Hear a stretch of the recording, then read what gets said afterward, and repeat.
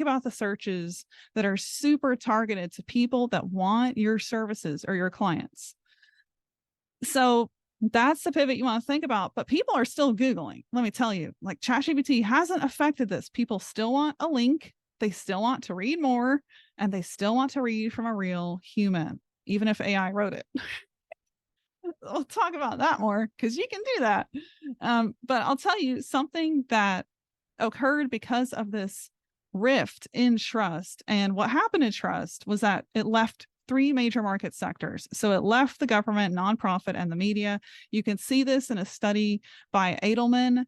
This is all they study, consumer trust. They studied 30,000 consumers in multiple continents, and this is what they found. So when trust left those major market sectors, and we all know what happened in 2020, it's not a surprise to me that trust left those sectors.